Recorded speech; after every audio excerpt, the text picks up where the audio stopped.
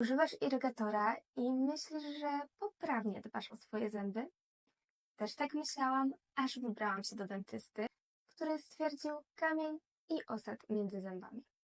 Mój irygator nie był wystarczająco mocny, więc stwierdziłam, że spróbuję czegoś nowego na rynku. Wypróbowałam ZenStream Plus i jestem w szoku, ile reszty jedzenia zostawało wcześniej między zębami. Ta moc i obrotowa końcówka 360 stopni docierają dosłownie wszędzie.